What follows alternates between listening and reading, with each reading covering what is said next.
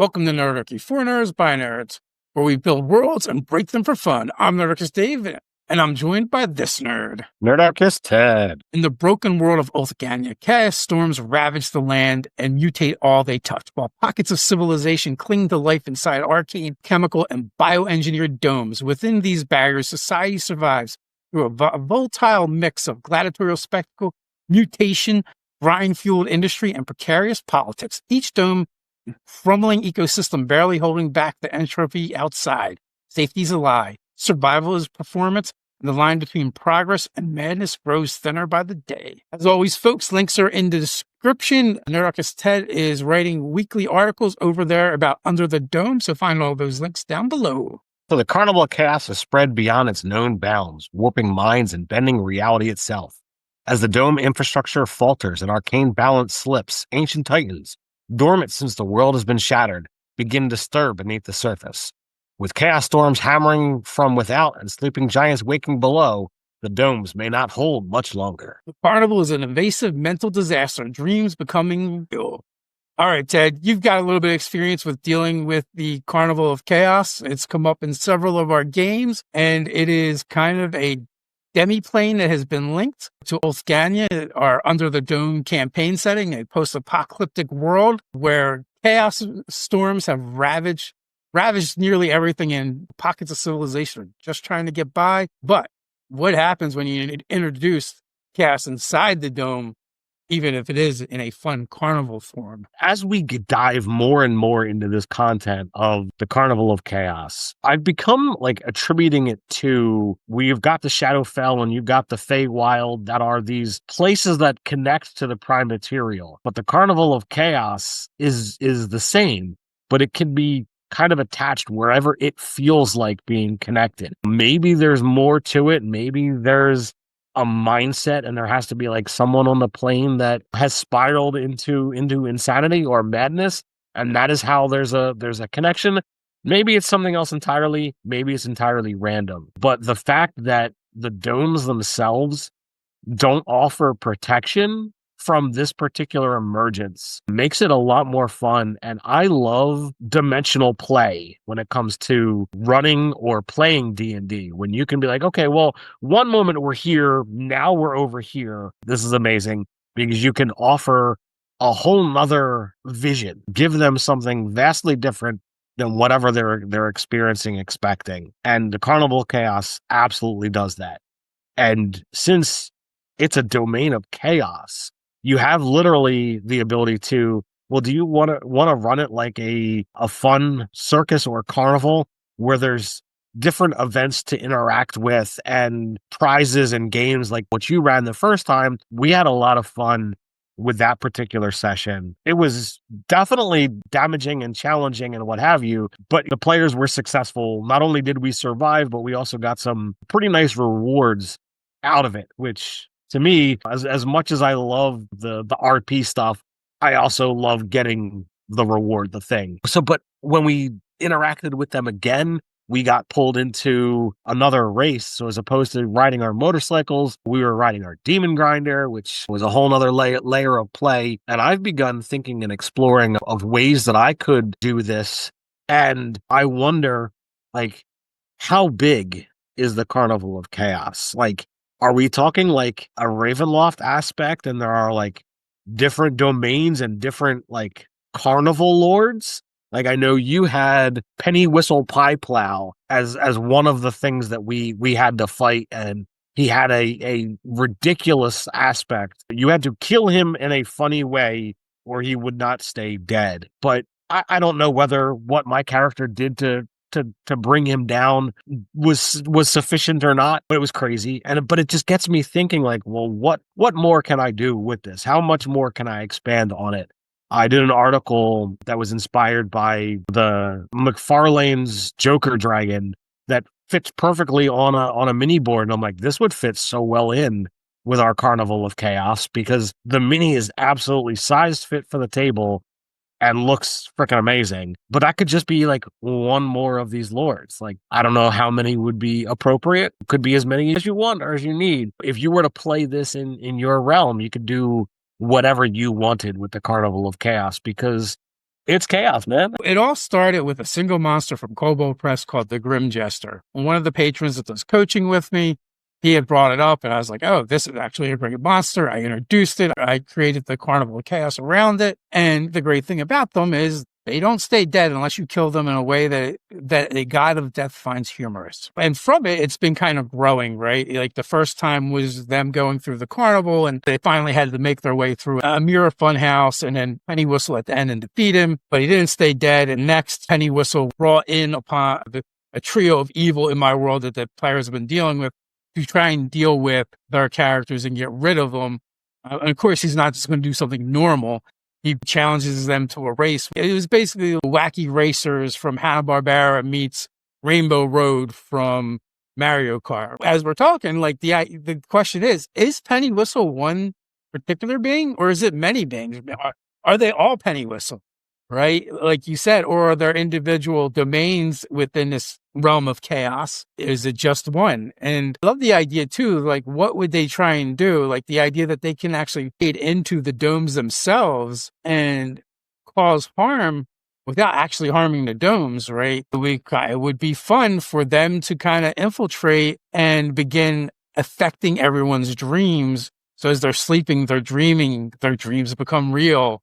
What are people dreaming about? What does that mean running around the city now? It could be anything from Looney Tunes-ish to horror, right? Or you like walk in on someone's sex dream. It could be anything crazy could happen. And how is that going to affect the city? And if those dreams become real, are they still real after the dreamer awakens? Or are they only there while the dreamer sleeps? Or maybe the dreamer can't awaken as long as the dreams are real. I'm so drawn in so many different ways with this carnival. It's crazy. Awakening Titan sends tremors through Ulthgania. Runes flicker, grind tech warps, and ancient powers begin to stir beneath the dome. All right. So Titans is something that we recently introduced into the world. And also we can go back to one of our previous discussions where we talked about gods and faiths, religion, spirituality. And we even explored the idea that perhaps each one of the domes is a sacrificed god that powers it, right? What if the Titan that awakens or is awakening underneath of a dome is that god in a mortal form with its divinity stripped away? Because the divinity is kind of like powering the domes and keeping them going. It would still be a freaking powerful creature, right? Even if it wasn't divine, right? The amount of like sheer knowledge and power that would probably still have, even without the immortality of being a deity, could still be, Empyrean level, could still be Tarask level. The biggest problem is they're beginning to stir and awakening under the domes. You need the domes in order for civilization to continue and survive. So I would think it'd be more of a thing of like not actually confronting the thing, but figuring out how to stop it from awakening. Right. A little bit of a teaser with one of the domes that, I don't know when I'm going to ever bring players there or somebody else is going to bring there because we're talking Titans. I've got Titanholm, which is one of the domes. And this one is ruled by giants. So if you're a medium-sized creature, you are not going to be in a position of power here. But Valor Tusol, he is basically a Etten of fire giant and storm giant. Absolutely a badass of a character, but he's basically an immortal or near immortal creature. As I kind of begin exploring this realm of Titans, I'm thinking like, well, what if the Titan that was underneath this dome, what if he found a way to use like giant magic and absorb that essence to not only stop the Titan from ever disrupting his dome, but to infuse himself with power? And like, there's no living soul in Titanholm that doesn't know him as like the clear ruler. So like there could be like this long history of supposition or speculation. Maybe he was the first of the new line of giants. Maybe it was a fire giant and a storm giant that were going after this at one point in time. And the power of the Titan was so massive that one soul couldn't contain it.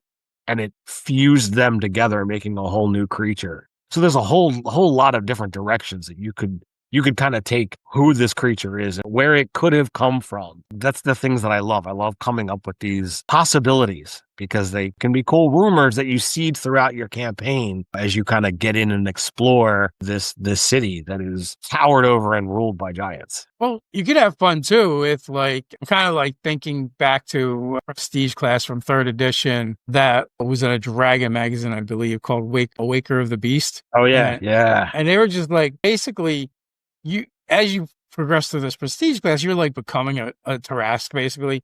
But also, the thing that you wanted to do was find the Tarrasque and wake it up. Well, what if there was a cult based around that? Like, they want to see the power stripped from this 2-souled giant and sent back to where it belongs and awaken the true ruler of Titanhome and the world, and as far as they're concerned, right? So there's definitely a lot of ways you could do things like that. You could even run an adventure inside of this imprisoned Titan. Like, it's like you're racing to the core or chasing them as they're racing to the core of this Titan. Maybe they have the thing that's going to free it so that it can reclaim its rightful place in the world. So there's definitely some fun to be had with it. Perhaps that'll be in one of your pitches for us when we begin that game. But that's not the only problem that can happen in Under the Dome. Dome instability, cracks in the dome's protective shell are appearing. There's a lot of reasons why that could happen. And ultimately, it doesn't matter why it's happening as much as the fact that it is happening, which is really bad because these are the things that are holding civilization together in the world of Under the Dome on Ulthgania, right? So I think this would be like a great premise for a beginning of a campaign where the players or characters are hired to investigate, like, hey, what's going on? Is this sabotage?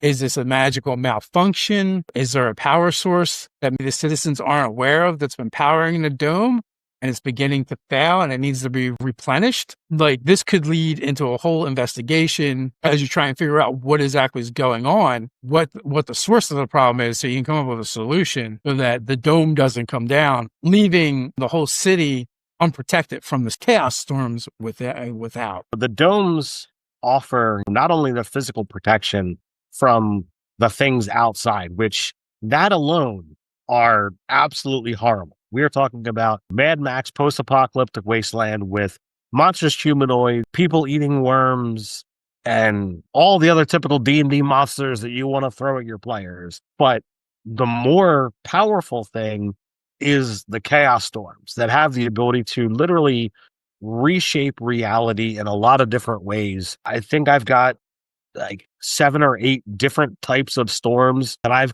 created for this campaign setting to not only be able to reshape reality, to transport things from one place to another. Utterly insane. A little bit of a teaser. After I run 12 sessions in Other Skies for 5e D&D on the channel, Ted's going to run Ulthgania Under the Dome using his domes. May I request a different storm one storm per session, please, sir? So you need 12 storms. You need another 5. Well, I've got 11 because some of them have different severities. It's a scenario that they have the ability to literally do everything that they want. All right, so you've got the common chaos storm, the maelstrom of unpredictability, the teleportation maelstrom, this is a rift storm. Our number 3 is the mind storm, storm of identity and thought. This has the ability to like switch minds around or just replace what you're thinking. You've got the flesh storm, which has the ability to like reshape your body. That one just sounds gross. The veil storm, the storm of reality and dimensional shifting. So this one has the ability to like move larger things from one place to the other. The Hollow Storm, the storm of hunger and entropy. The Eidolon's Tempest, the storm of creation and intelligence. It's literally a living storm. There is the Unknown Storm, the myth of the Sixth Tempest. Some say it never truly existed. Some believe it's still out there. Others fear its victims simply cease to be, not just in body, but in history itself, literally removing you from the fabric of time. Like I said, so there's 7 basics, and then the regular chaos storm comes in 3 different varieties, and then each of the 7 have variable options of at least lesser and greater. And some of it is designed for narrative aspects, and yet some of it is okay, you guys are giving clues to stay away from this. Oh, you went into it? Okay, well, let's see what happens. I've been running this game for like 2 years. I have one chart. Got one storm, one chart. It's just chaos, man. But at least it's organized. But I digress. So without the populace would be subjected to any of these storms that occur. The city that I created, Baleria, that we're going to be running out of in 4-ish months from now, that one has storms all the time. So like they found a way to not only be protected from it, but get powered by it. But maybe they're more susceptible to dome failure because they're constantly under assault. Maybe not. It depends upon how things go. But the aspect of domes failing, it's happened in this campaign setting. Even though we've only run out of one dome, I've already written there's a whole nother city, Vergusian, that the dome did fail. Chaos storms rent what was in asunder and vastly changed. And some of the things that are left used to be mortal. They're not now. So exploring Vergusian is something that is going to be a campaign option at some point in time that I throw out there of like, hey, you want to go explore this crazy, insane place? Have fun. But the ability to be protected from these storms is that main aspect of what the domes do. So like without it, you're not going to survive. Yeah, so it becomes a big deal figuring out if they start failing, how to fix that, what can you do about it, and that could be the whole campaign in and of itself, right?